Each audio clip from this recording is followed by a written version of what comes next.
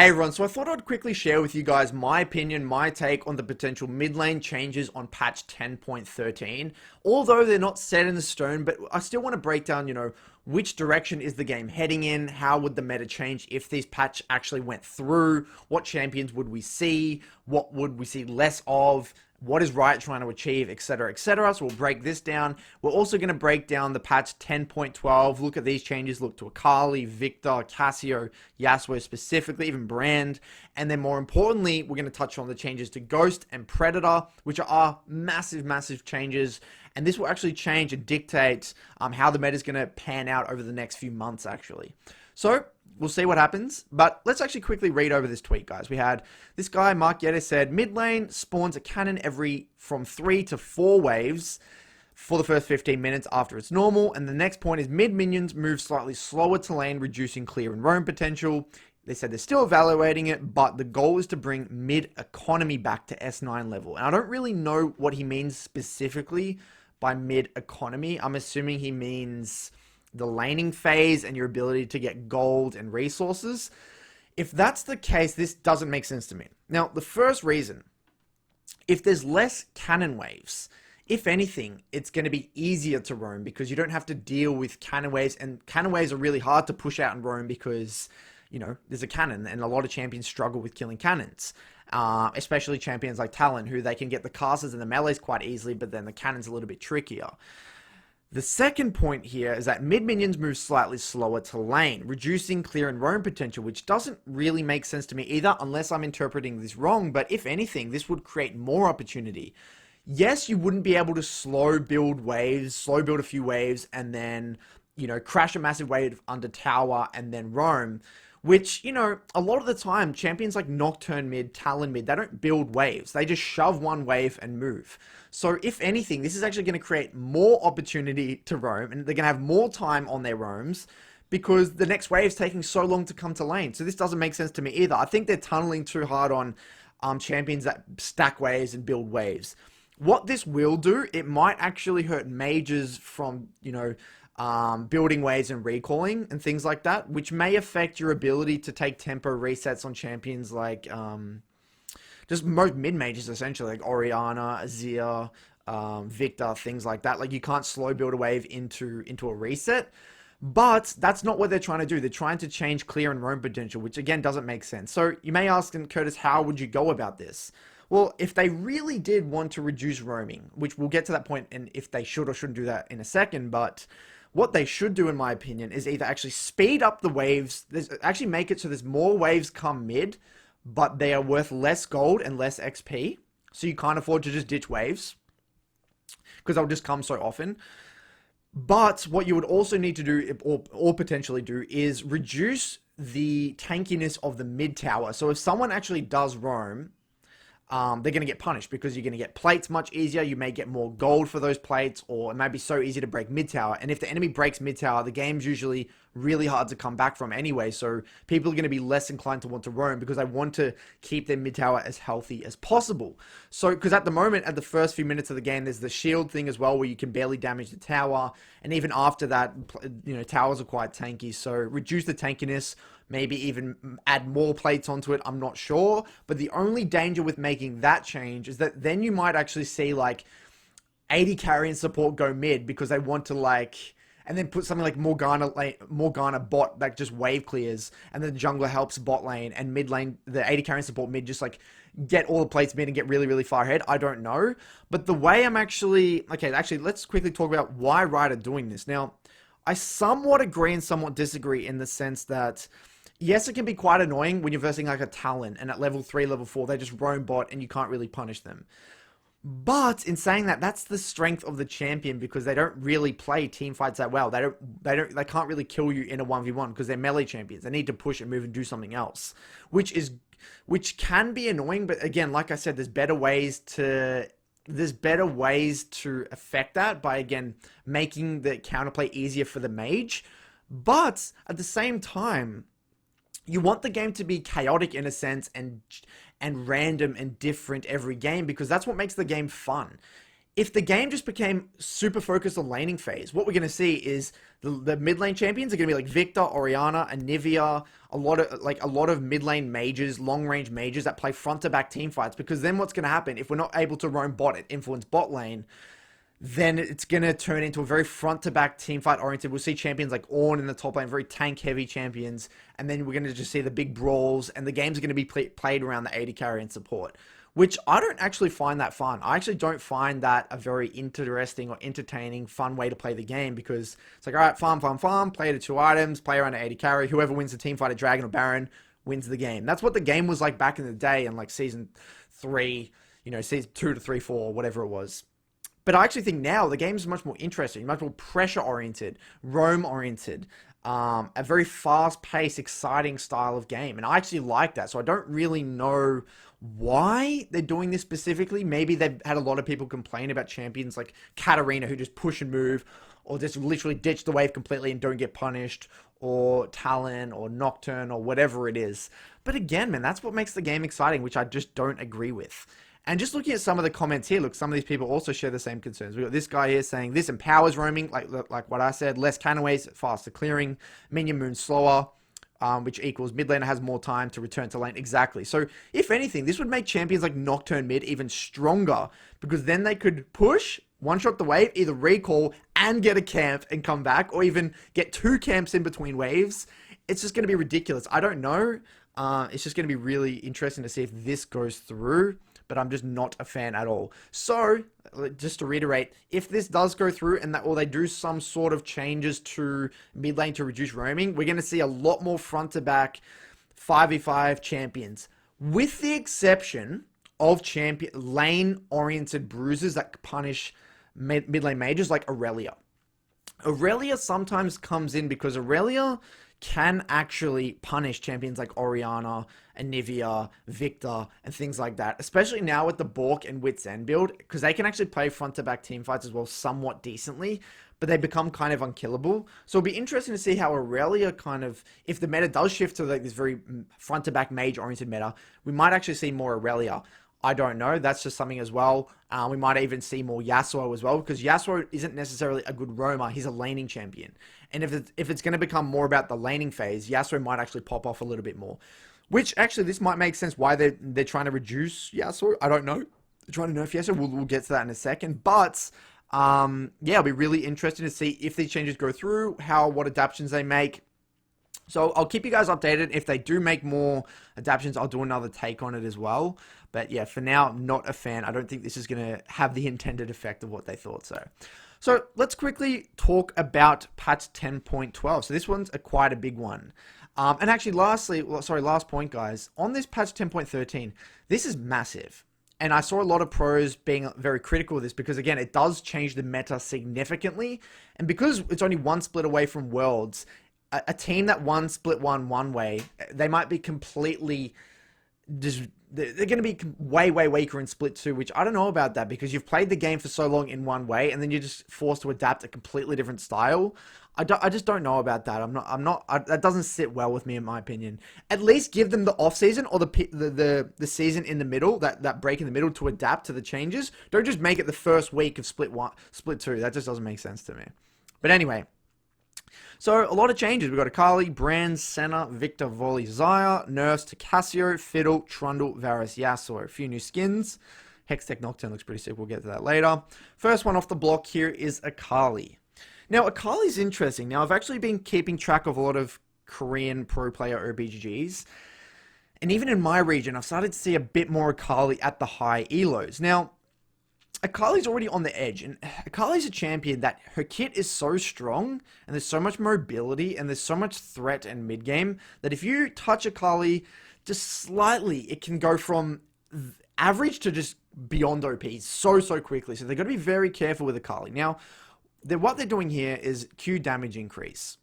Now, one thing that you got to think about when you think about these damage increases to key abilities. You got to think about how this is going to affect wave clear. And what is one of the weaknesses of Akali is that her wave clear is not that strong, and her early laning phase is very weak.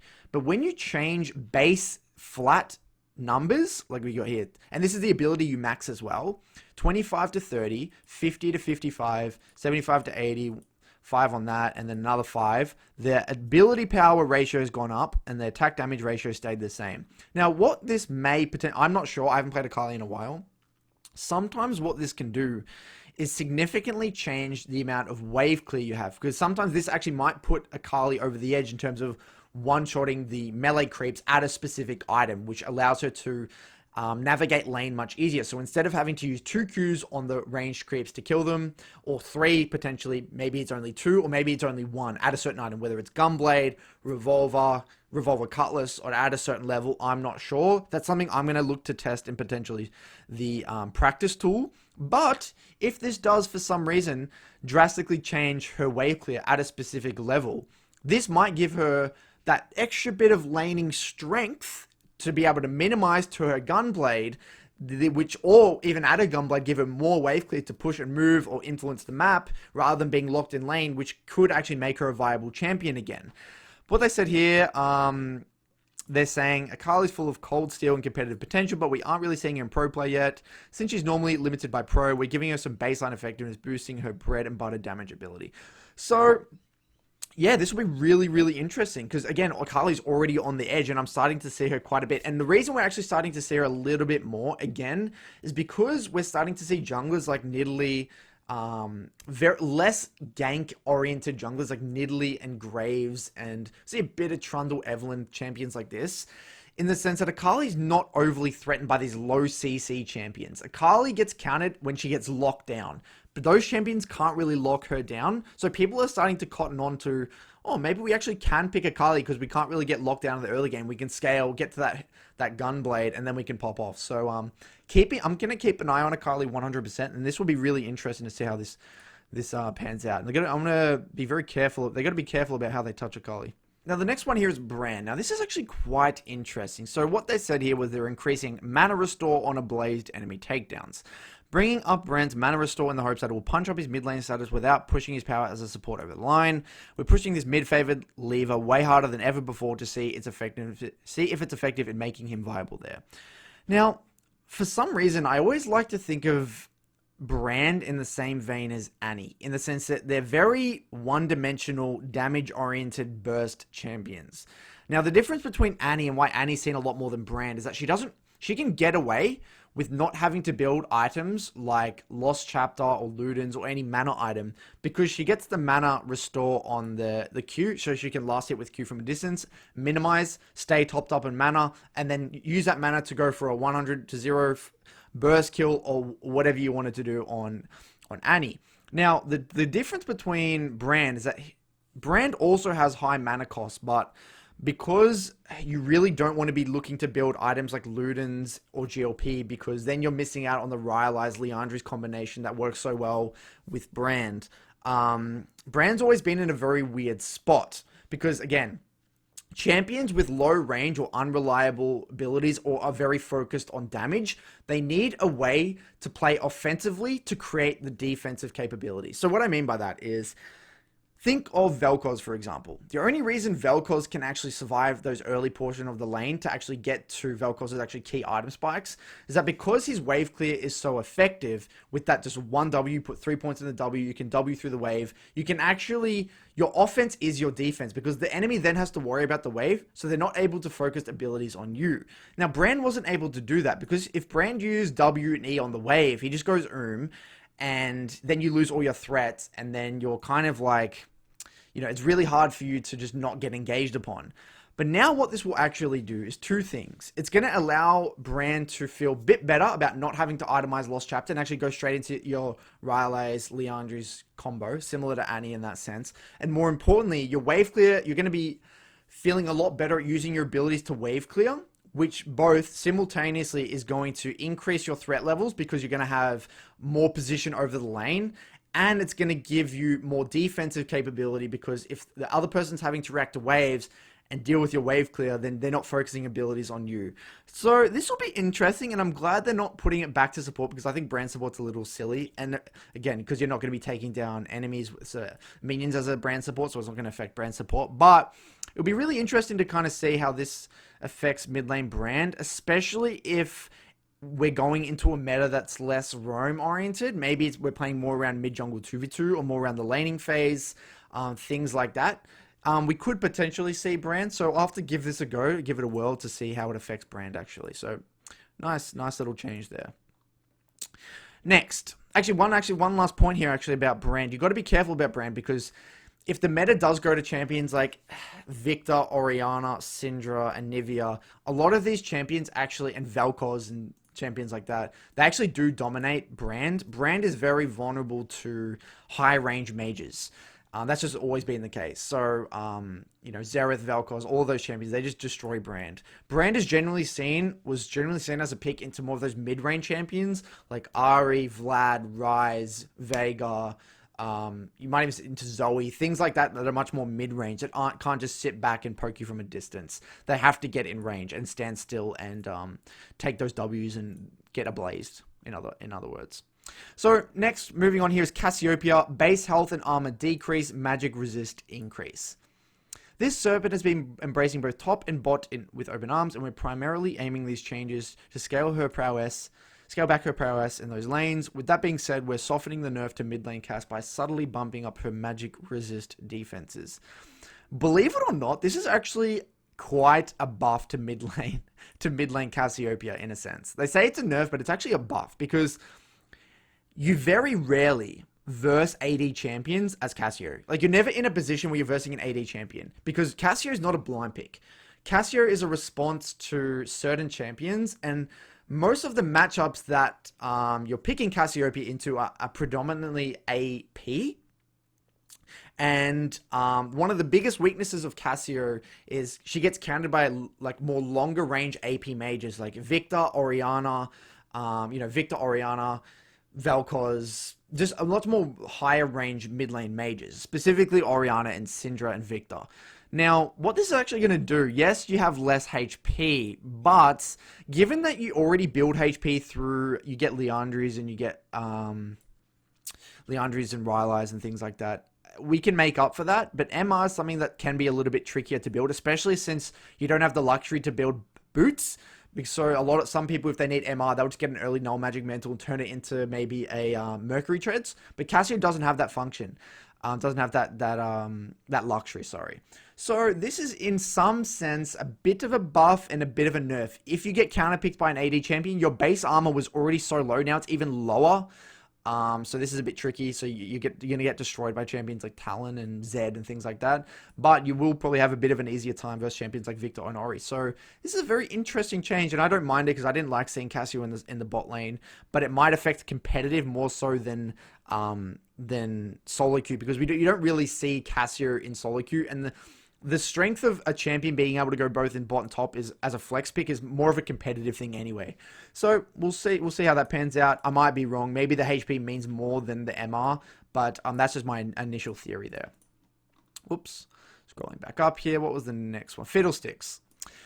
W, minion damage reduction increase. Minion damage reduction. Okay, so Fiddlesticks reaped more benefits than we intended with our last set of buffs, so we're trimming down his power around minion waves while taking care not to scare him off top lane. Okay, whatever. I'm not going to really touch on that. Senna, bug fix on attack wind-up time. Passive missed wraith drop chance increase. Missed wraith drop chance 1.67 on minion center kills to 8.1 on minion center kills. ADC Senna has been in a weak spot since her last set of changes 10.6, so we're giving her more chances to redeem more benefits from farming. We've also fixed a bug that caused her to have... I just don't agree with this, man. Come on, man. Like, already we're seeing so much Senna. We still see so much Senna support. Even the fasting Senna, we still see it with things like Tahm Kench and things like that. But in saying this is affecting, they're trying to make it so Senna actually does get the farm rather than the support, which this isn't going to affect fasting Senna, I believe. This is going to more affect AD carry Senna. I mean, I don't know. I just don't like Senna as a champion. I actually don't think she's healthy for the game. I think she has one of the most overpowered kits. I've ever seen. Her W is, I reckon, one of the strongest abilities in the game. Her ultimate's an AoE heal shield thing. It's ridiculous. I think overall her kit is ridiculously overtuned. I'm just not a fan of Senna at all. I don't want to see her in the AD carry role. I think she's in an okay spot right now. She's already still a little bit strong, in my opinion, in solo queue. I find her to be quite annoying. So I'm just not a fan of this. And maybe, I don't play bot lane, so I don't know how this will affect AD carry Senna. How much this will make her viable. But one of the biggest weaknesses of Senna and AD carry is that you have no wave clear. So you always get pushed out. So I think it won't really, you won't see her in AD carry. I don't think you still won't see her as much as on AD carry, purely because her wave clear is so poor. And that's why you didn't really see her in competitive play anymore. You just get kind of shoved in permanently, and then you can't really interact, and it's hard for you to see us under tower. But I'm not a bot lane player, so I can't really comment on how this is going to change things too well. But overall, I'm just not a fan of Senna, and I don't want to see it in my games. Okay, Trundle. Base health, mana regen, rounded, W bonus, movement speed decrease. These aren't changing anything. Bonus movement speed down. 30 to 20. I don't mind this, to be honest. I don't mind this. Trundle is still a top troll in competitive play, yeah. Just thinking about Trundle. Trundle's a champion, in my opinion, that when it's strong, it's really strong. Like, if it gets if you know how, like, in draft, you're like, this is a really good Trundle game. Sometimes it feels a little bit ridiculous. So I don't mind this. To be honest, I wanted to see more nerfs to champions like Nidalee and Graves, not Trundle, which is a little bit confusing. I don't know why they're nerfing Trundle and not Nidalee and Graves, but yeah, I can't really comment on this either. I didn't really feel like Trundle was super oppressive right now. That maybe that's just me in my region, my elo. I'm not sure. Maybe there's different elos. I'm not sure. And maybe they're trying to nerf competitive Trundle. But again, not really too many comments on that, to be honest. Varus, base attack speed growth decreased. Q damage ratio decreased. Totally agree with this. I think Varus was in a very good spot. I think this is a nice little tune. That lethality Varus is kind of out of control. Victor, here we go. Q discharge damage ratio increased, shield ratio increased. Empowering Victor's mid-range dueling so that he doesn't have to solely rely on an E to be effective. Discharge damage ratio 0.55 to 0.6. Shield ratio 0.15 to 0.2, 0.24 when empowered to 0.32. So, I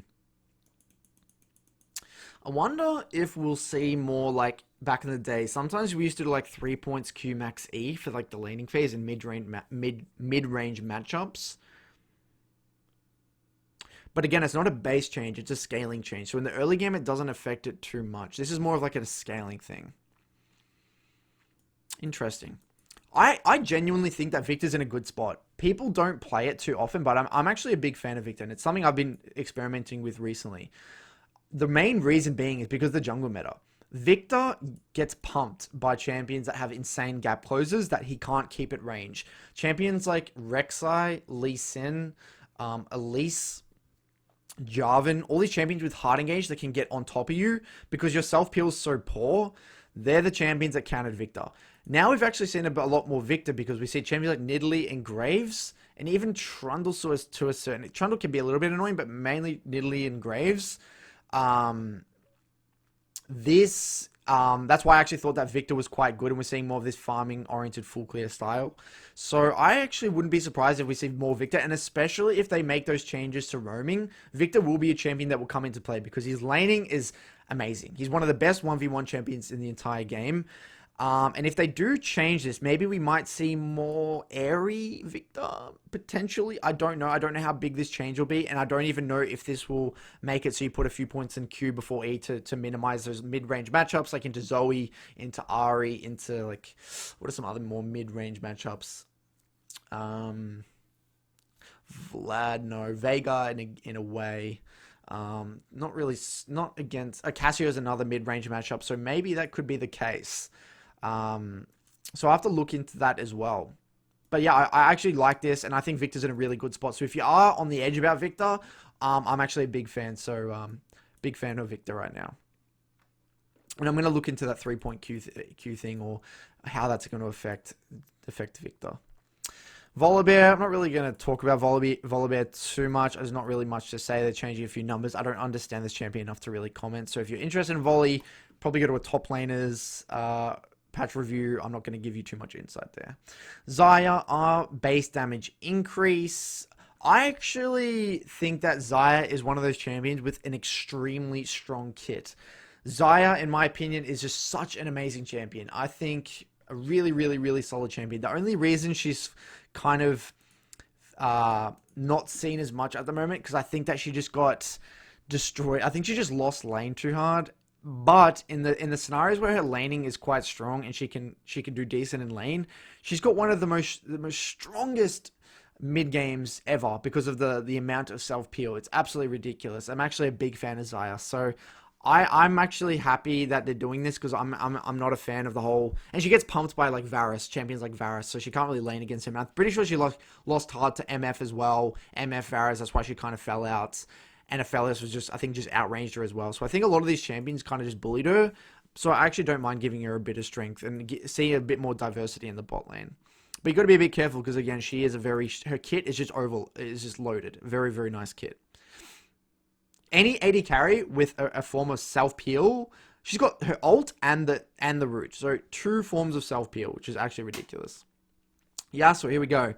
Base health decrease, passive shield increase, W cooldown increase. Whenever I see W cooldown increase, I'm thinking, okay, this is actually quite a big change. Already, look at the cooldown, 26. Now it's 4 more seconds level 1, and you don't put points in that for a while. So 4 seconds at level 2, it's 3 seconds, level 3. I mean, by then, generally I like to look at the first like 1 or 2 levels because again, you don't really put many points in W. So it's an extra 4 more seconds. And already it was such a long cooldown. So there's a lot of counterplay to Yasuo, and people don't understand it. With Yasuo is one of the strongest 1v1 champions in the game. 1v1 in mid lane, he basically wins 95% of matchups. But what's Yasuo's biggest weakness? Is that you have to trade aggressively to actually take the favorable trades. You're a champion that has to go in and not be afraid to trade and not be afraid to overextend yourself for a short period of time and then get out. So the biggest weakness of Yasuo is getting ganked. People don't understand that you don't try to beat Yasuo 1v1. You stay healthy enough, conserve enough HP and mana, so when the jungle does come, you've got the wave in a decent position where you can all in, go for a kill, whatever, or more importantly, play around that, bait out that W cooldown, which again is basically one of his main forms of self-peel. And if that's down, he's a very vulnerable champion to gank. They not only increase the cooldown of the W, but they actually decrease base health by a lot.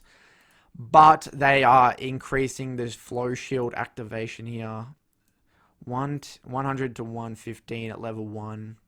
Really not much of a change. This is actually quite a big nerf to Yasuo. And there's going to be just a lot more counterplay there, and especially in the early portion of the lane. Base health, massive.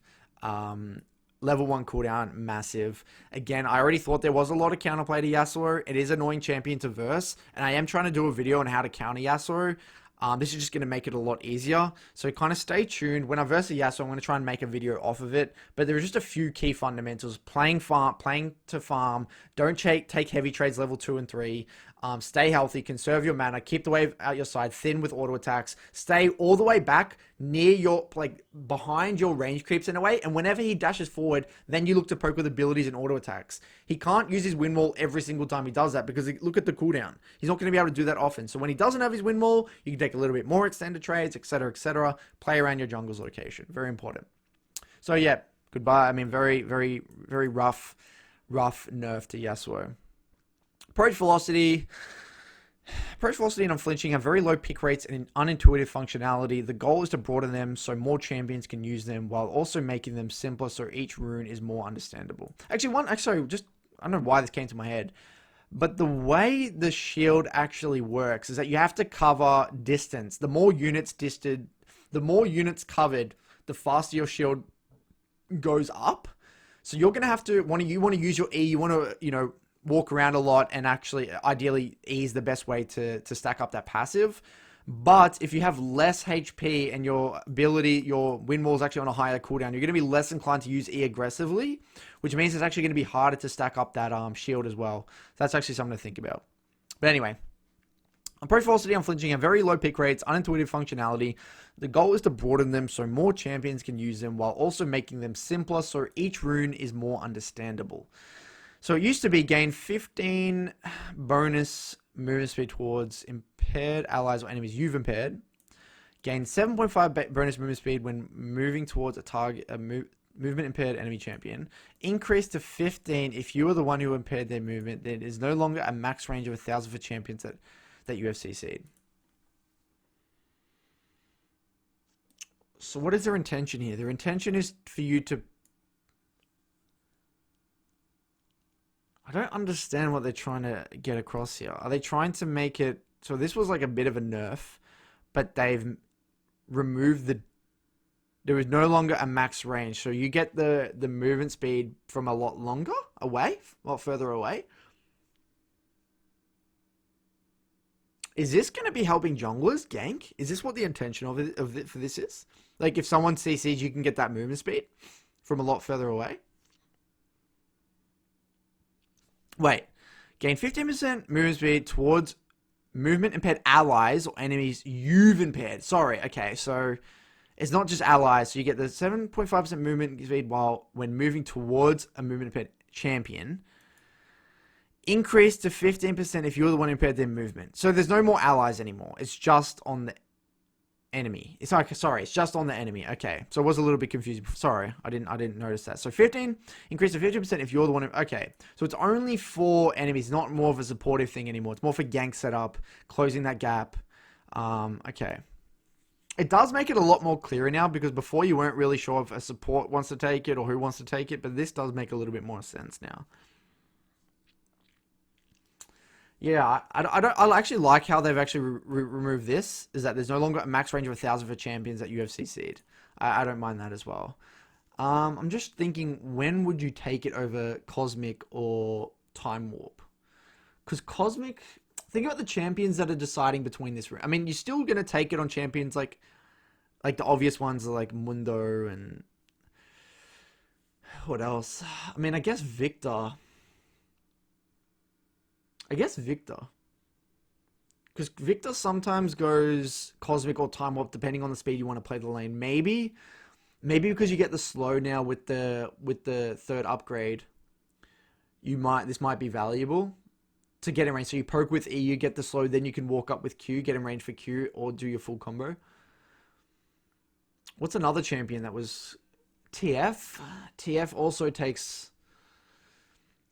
No, but if you think about it, you don't really need the movement speed after they're impaired because you've already got the stun or the slow. I guess you can stick on them, but I don't think that's...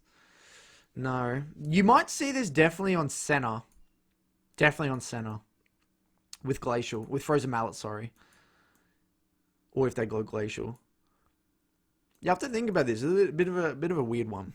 Guardian. Guardian is a powerful keystone that has been unpicked, largely unpicked or ignored. Wait, what do you mean? It's largely unpicked and ignored, despite outperforming other keystones. We're zuzzing it up, giving players more agency over when it triggers, and sharpening its intended defensive output by replacing the movement speed buff with extra strength in the shield. Altogether, we're aiming for this keystone to still have a similar power level despite its changes, but finessed in a way that is less frustrating, more reliable to play around. Maybe it's time to let your guard down with this one. Tether range is increased. Okay, that's nice. Any damage from now, it's 90 to 250. Post mitigation damage in the last two. Okay. Shield amount is increased significantly, and the movement speed is down. I actually thought the Guardian was in a good spot. I don't really know why they're changing it. It was still taken in the mid lane quite often. So I'm kind of confused as to why they're doing this. I mean, I guess Aftershock was mainly the option for a lot of the bruises, but it was still taken on champions like Soraka and Braum and even Tarm, champions like that. This is actually quite a nice change. We're going to see a lot more of it. I don't play support at the moment, so I can't really tell you how much this is going to change things, but quite nice for sure. Predator, now the interesting thing. While delivering on an excellent fantasy Predator, okay, whatever. Okay, so they want to put on potentially junglers. So what I actually did, I actually went into a practice tool earlier on and tested the feel of it. The range is bigger than you think. This one here. This range at 3,000 is actually massive, and including enemy champions out of vision. So what I did, I put I put a dummy in the middle of the river, and then I popped Predator from the center of mid lane. As soon as you get about into the mid lane bush, you start getting the movement speed. So it's very, very big. And the amazing thing about this is that the duration is less, but the active is no longer interrupted if you cast an ability or enter combat, but it still has the 1.5 second ramp up for the damage effect and full movement speed effect. But the damage is way less, which will probably affect champions like Annie, who did take a lot of champions actually. But the cooldown is way less. But this will still be really good on a lot of those champions. It will still be really good on Annie, like purely because it's up so often. The duration is still fine, 10 to 15. Yes, it's less, but it's still fine. Yes, the burst is less, but the range is still amazing. The range is still absolutely amazing, and this not being interrupted is actually really, really big. Because a lot of the time as Annie, or whenever even when you're playing champions like Twisted Fate and you get Predator off an Omni Stone, things like that, sometimes it can be really awkward because you have to move out of combat, then use it, and things like that can be a little bit awkward. So I am actually still a fan of Predator. I still think we're going to see it, even though it's some people view it as a nerf. I actually view it as a bit of a buff a bit of a buff for the champions that really liked it. Okay, so the champions that were 50-50 and didn't really utilize it but just kind of abused its strength, they're going to have less fun with it. But for the champions that genuinely enjoy this or already somewhat synergize with Predator, they're actually going to have a better time, in my opinion. And I wouldn't be surprised if we see this more on a lot of junglers. We might see it on champions. We could see it on champions like Hecarim. We could see it on Skarner. We could see it on a lot of those champions, on Olaf. But I guess your skirmishing goes down in that sense. I don't know. I don't really know what jungle, because I can't really tell you how this is going to affect the jungle. But for mid lane, what are some other champions that took Predator? I mean, it was mainly Annie, right? A lot of other champions. I don't know if you would still take it on other champions because it is such a sacrifice because you don't really get any laning strength. And if the game isn't going to be... If the nerfs go through to mid lane, it's going to be less about roaming. You might see this as maybe this is going to be predominantly a jungle rune. I don't know. But I'm going to still experiment this with Annie and tell you a little bit about it. So far from my testing, I was a fan. So I'm gonna keep with that 100%. Taste of blood, quality of life, cooldown, indicator change, whatever. Unflinching. Unflinching and approach velocity have very low pick rates and unintuitive functionality. The goal is to broaden them so more champions can use them while also making them simpler so each rune is more understandable. Okay, so went from gain 10 slow resist and 10 for each bar, stacking up to 20%, gain 15% slow resist and 10 for... Okay, that's what it was. But now you gain 10% slow resist, 10% tenacity, gain up to 20% more slow resist based on missing health.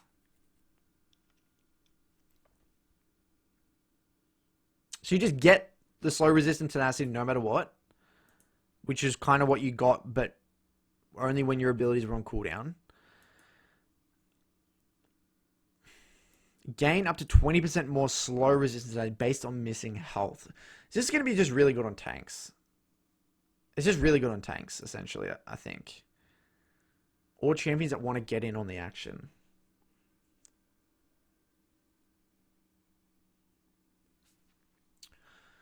What are champions that want a heavy trade? Champions that get low, that want to get in the action. Galio?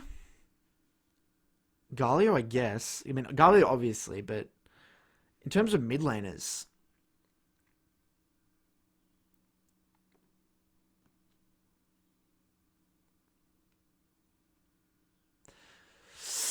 Because it's based off missing health is what tells me it has to be some form of melee champion. I don't think it's going to affect mid lane. I think this is more of a change to top laners and junglers. I think it's just predominantly a top lane and jungle thing. I don't think this is going to affect mid lane.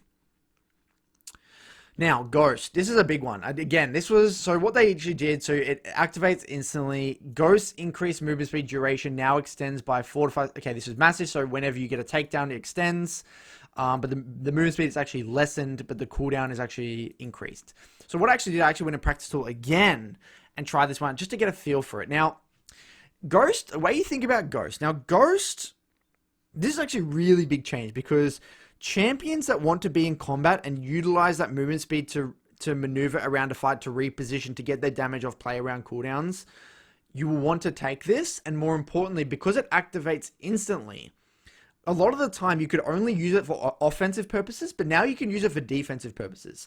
When you're in lane, for example, a lot of the time it felt awkward to take Ghost because if you got ganked, you couldn't really use Ghost because of the wind-up time, and they would just gap close and kill you in the meantime. But now that it's instant, you can actually use it for defense, not just offensive. Now, champions that were in the past that have always been good with Ghost, I want to kind of break down and go through the champion list. Now, the first one that springs to mind, obviously, is Ryze. We've just got to find Ryze here. What do we got?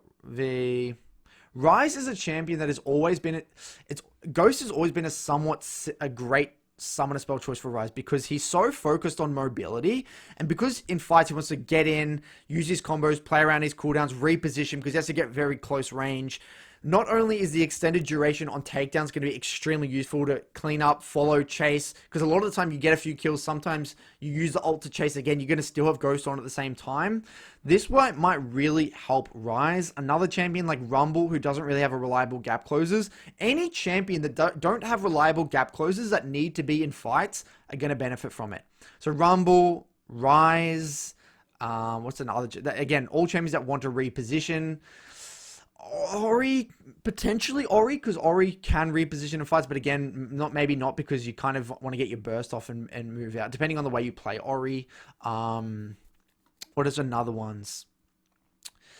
Karma, potentially. Galio, yes, because you want to always reposition, continue the fight. Fizz, no, you kind of need the kill threat, I guess. Diana... No, I don't think so, because you're kind of going for the burst and you either take Phase Rush or you have the E for the gap closer. Anyway, Cassio, yes, incredibly yes, because again, you can use it for both offensive and defensive, reposition, play around your cooldowns, keep going forward after you get the kills. Really good. Azir, potentially yes. Not really though, because actually you kind of stand still. Asol, 110% yes. Again, you get in, get the kill, want to reposition, play around your cooldowns. I love it. Annie, yes, another interesting one. Especially now that you go that Rylai's Leandre's build, you want to, you don't just play for the burst, you kind of play for sustained damage, yes. And obviously Twisted Fate, yes, big time, because you want to, where's Twisted Fate here? Because a lot of the time you're getting your gold card, repositioning next, going, and again, offensive, defensive, so many uses for Twisted Fate, really, really lovely. Talia, yes, 100%. Talia is a champion that loves movement speed, combined with Ghost. Ghost was already actually taken back in the day on Talia as well. So, what I'm trying to get at here, actually the last one that actually sprung to mind was Veigar.